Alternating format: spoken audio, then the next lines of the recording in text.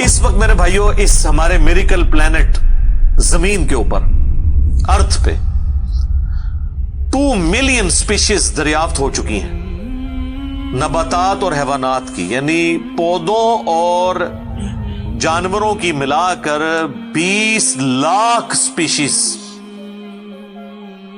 यानी 20 लाख टोटल मखलूक की तादाद नहीं है। उन स्पीशीज में से सिर्फ इंसान एक स्पीशीज है, और इंसान ही 7 अरब के करीब तो है दुनिया में। इस तरह गिनना शुरू करते हैं, इंसान, घोड़ा, कौवा, चील, मुर्गी, खच्चर, यूं आप गिनते चले जाएं। इंसान के अलावा जितने भी इस रुए अर्ज पे आबाद हैं चीजें, चाहे वो जानवरों में से हो, चाहे वो नबातात पौधों में से हो, तो इनकी स्पीशीज 20 लाख हैं, और ये अभी वो हैं जो दरियाफ्त हुई हैं।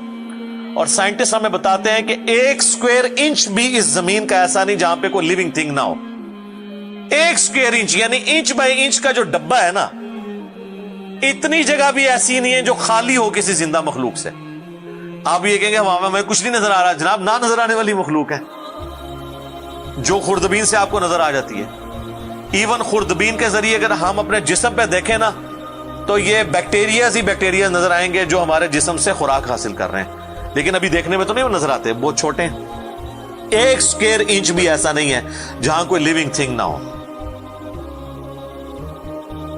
तो स्पीशीज की तादाद फिर एक स्पीशीज की किस लेवल तक होगी? सिर्फ इंसेक्ट्स, कीड़े मकोड़े जमीन पे इतने हैं कि जमीन पे बसने वाले हर इंसान को अगर 20 करोड़ कीड़े दे दिए जाएं, यहां 100+ लोग बैठे हुए हैं, आप में से हर एक को मैं कहूं कि 20 करोड़ आपके 20 यानी 200 मिलियन हर बंदे को मैं कीड़े अलॉट करना शुरू करूं और 7 अरब इंसानों को अलॉट कर दूं, तो इससे ज्यादा इंसेक्ट्स हैं सिर्फ रूए अर्ज के ऊपर। ये कैलकुलेटर फेल हो जाएगा, आप जरा 200 मिलियन को मल्टीप्लाई करें 7 बिलियन के साथ। 1 बिलियन जो है ना, वो इतना बड़ा फिगर है कि अगर कोई शख्स 24 घंटे गिनती गिनता रहे, 25 से 30 साल चाहिए 1 अरब गिनती गिनने के लिए।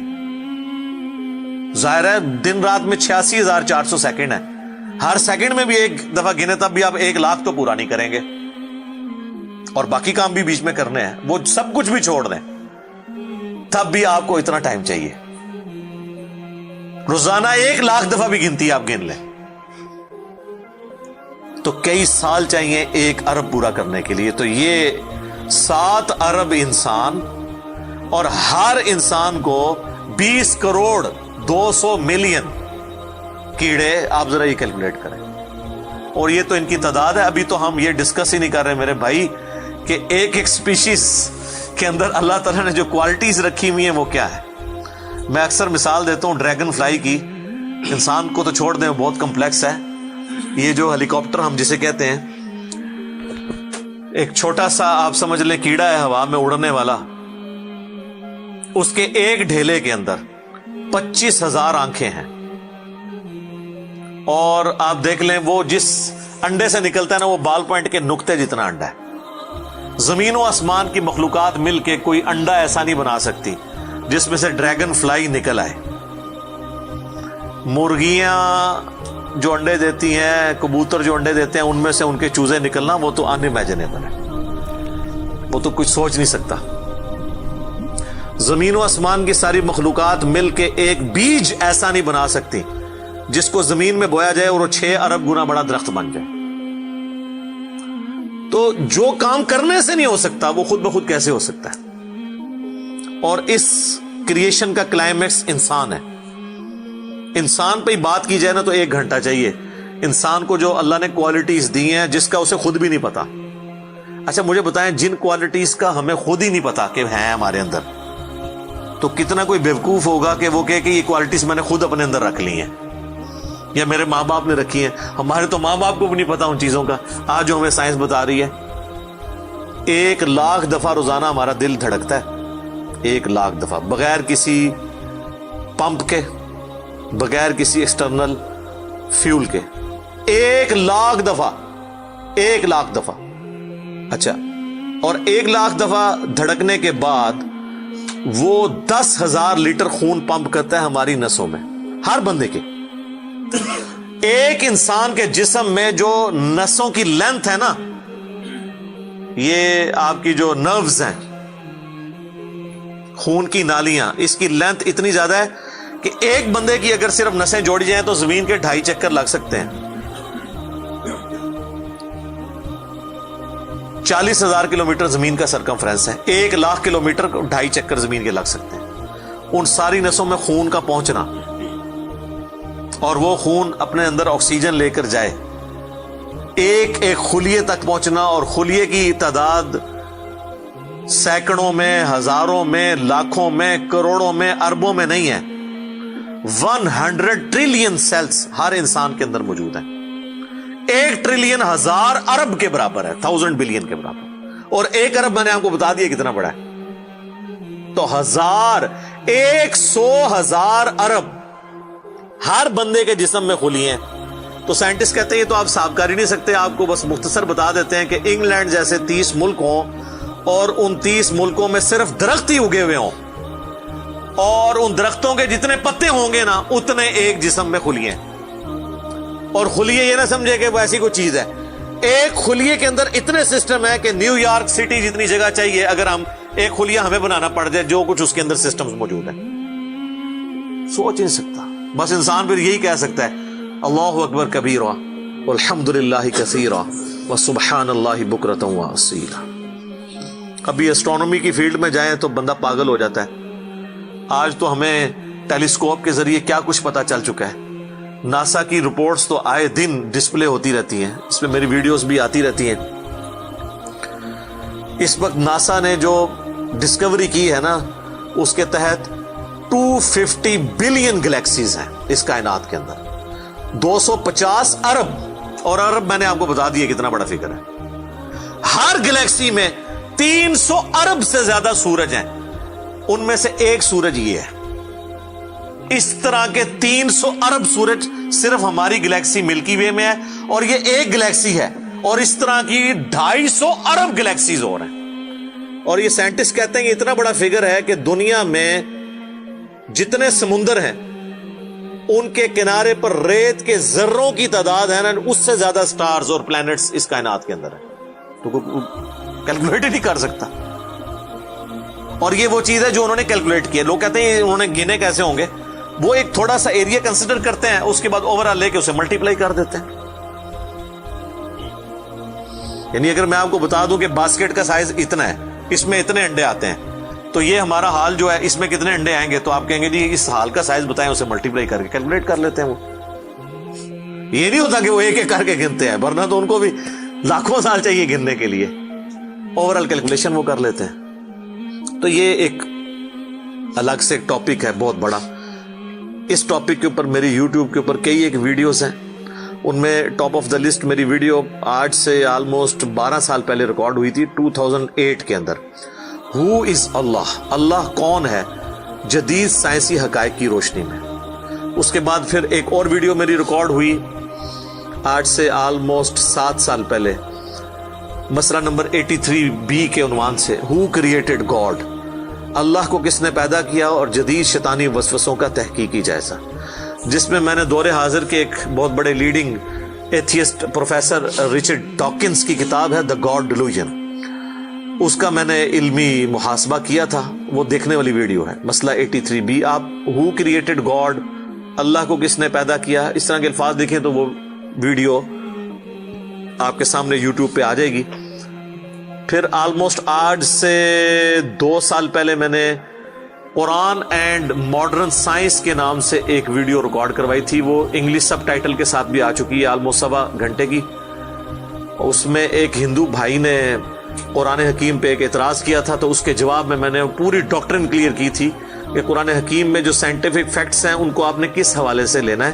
قرآن جو ہے یہ لٹریچر کی بک ہے، یہ سائنس کی کتاب نہیں ہے. البتہ فزیکل فینومینا آف نیچر پہ بات کرتی ہے، تو اس کو لٹریچر کی زبان میں لینا ہوگا. اور اس حوالے سے جو مختلف چیزیں سامنے آتی ہیں، غیر مسلموں کے اعتراضات، اس میں نے اوور آل ڈاکٹرن کور کی تھی. پھر آلموسٹ 8 سے سال پہلے ایک فتنہ اٹھا تھا، یہ کیا زمین ساکن ہے، اس کے اوپر بھی میں نے ایک ڈیٹیل ویڈیو دی تھی. اس میں میں نے کئی ایک سائنٹیفک فیکٹس کے حوالے سے ڈسکشن کی تھی. میرا خیال ہے اتنی ڈیپتھ تو کسی اور نے گفتگو، ڈاکٹر ذاکر نائک کا تو ایک آدھ لیکچر ہے، وہ بھی بالکل سطحی قسم کی گفتگو ہے، جو بالکل کریٹیکلی چیزوں کو ایک ایک ایشو کو ریزالو کرنا یہ نصیب والوں کا حصہ ہے. اللہ تعالیٰ جس کو اس کام کے لیے اٹھائے. تو میں نے یعنی ہر اعتبار سے کئی ایک ویڈیوز میری ریکارڈڈ ہیں. اس کے لیے بڑا پھر بلیک ہول کی ڈسکوری ہوئی آج سے 2 سال پہلے، اس پہ میری ایک ویڈیو آئی تھی. تو آپ یوٹیوب پہ جا کے سائنس اور انجینئر محمد علی مرزا لکھ دیں تو وہ ساری ویڈیوز ہیش ٹیگ کے ساتھ آپ کے سامنے آ جائیں گی. ایک ایک کر کے دیکھنا شروع کریں.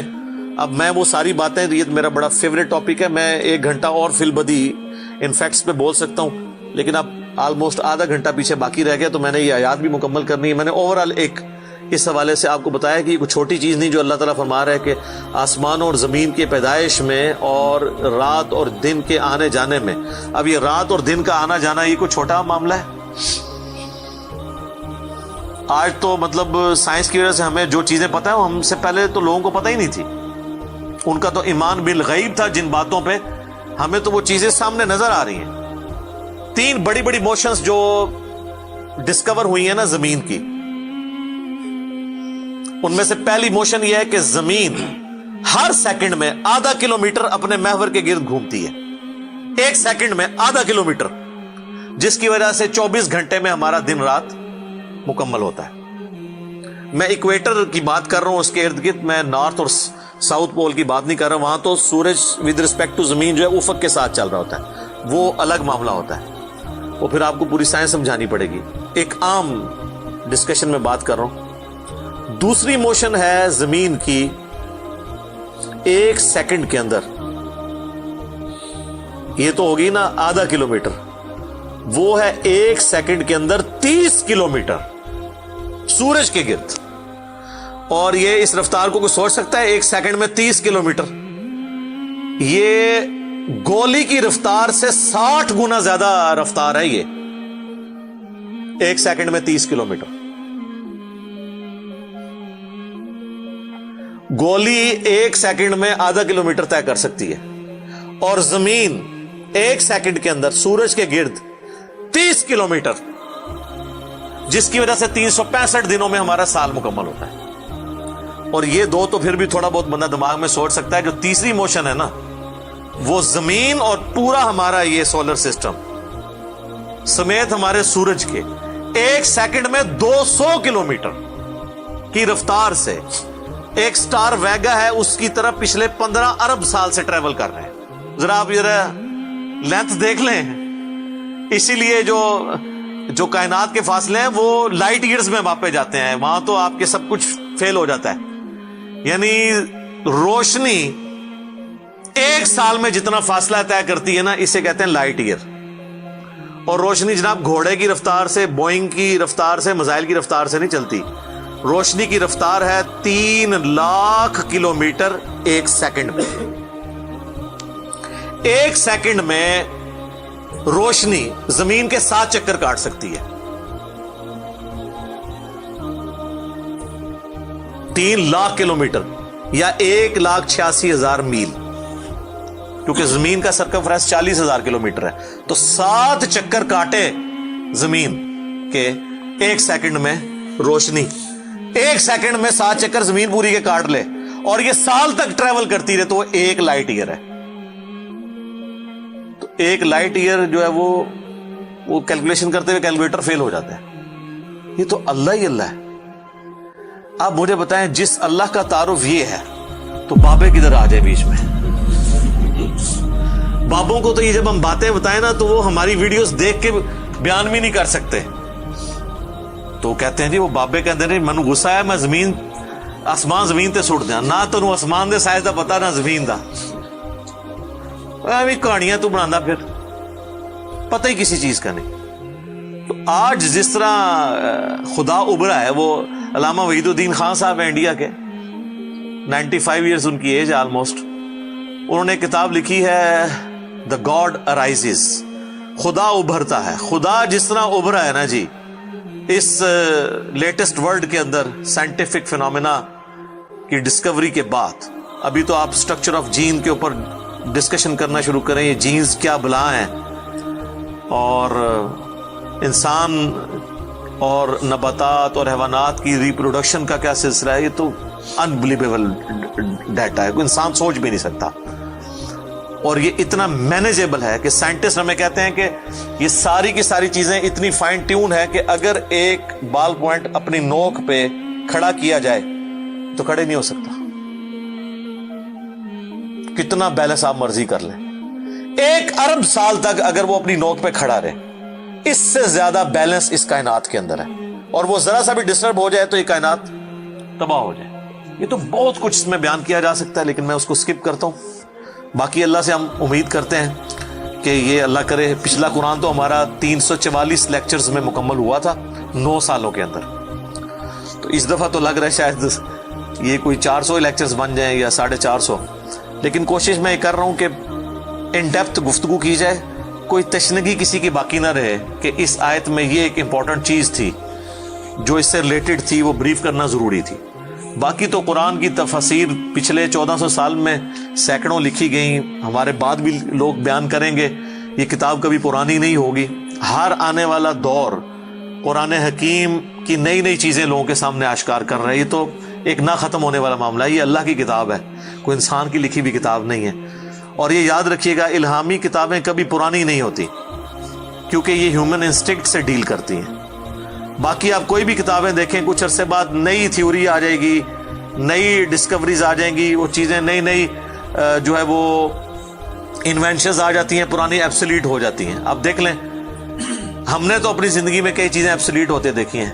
یہ جو لینڈ لائن فون ہے، پورے محلے میں ایک فون ہوتا تھا، آج آپ کو پورے شہر میں بھی ایک فون نہیں نظر آئے گا موبائل فون کے بعد.